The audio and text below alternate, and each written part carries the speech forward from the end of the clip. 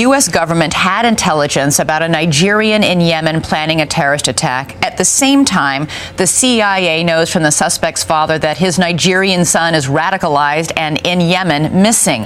Why didn't anybody put this together? Well, there does appear to be a failure here at either CIA or the new National Counterterrorism Center. I think the criticism of Homeland Security misses the mark because Homeland Security didn't get the information. And you can't blame a department if they weren't informed. The intelligence community seems to have failed here.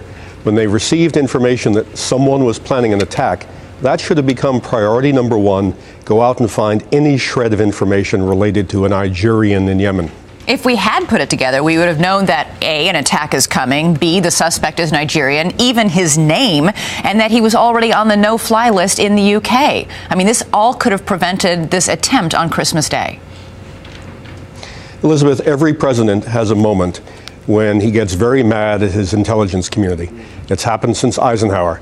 President Obama has had his moment early, and that's a good thing because he can now shake up the intelligence community and give it a new sense of purpose and vigor. Because right now, it doesn't seem to understand that there is a real threat. And when information comes in, you have to run with it. You have to go to battle stations. But isn't this the kind of basic stuff we were talking about right after 9/11?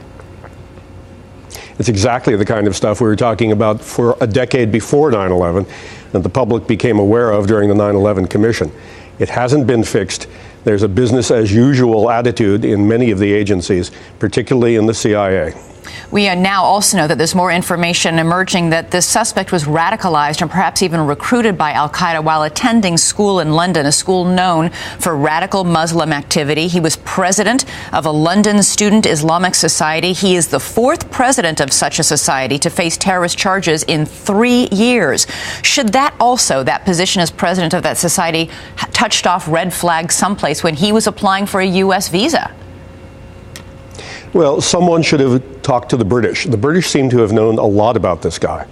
And given the information that we had, that a Nigerian was doing something in Yemen, there should have been discussions with British intelligence. That's the normal thing that happens.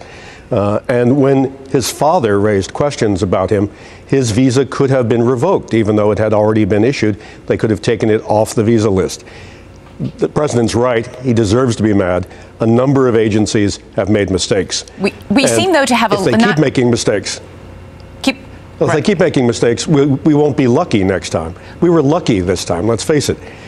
Maybe we won't be lucky next time unless we clean house. Well, from the very start, people predicted somebody's head in this would roll. And of course, as we just heard in Pierre's piece, we have some Republicans say that should be the Homeland Security Secretary, Janet Napolitano. You worked for a number of administrations, including President Obama's transitional team.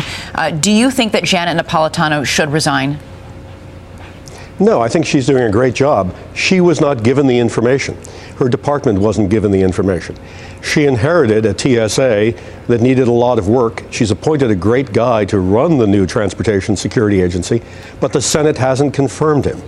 No, I think the problem lies in the intelligence community and not at Homeland Security. But can you understand why people are frustrated? We've been talking about the intelligence community needing to talk to each other, needing to follow these leads and track them out. We were talking about this 8 years ago. We're talking about it today. And as you just said, we simply got lucky on Christmas Day.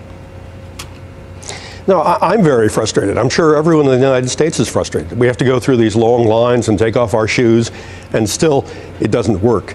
We should be frustrated. We should be using advanced technology that doesn't require us to take off our shoes, advanced technology that could find a bomb like the one that this guy was carrying. The technology exists, we just haven't bought it, we haven't implemented it.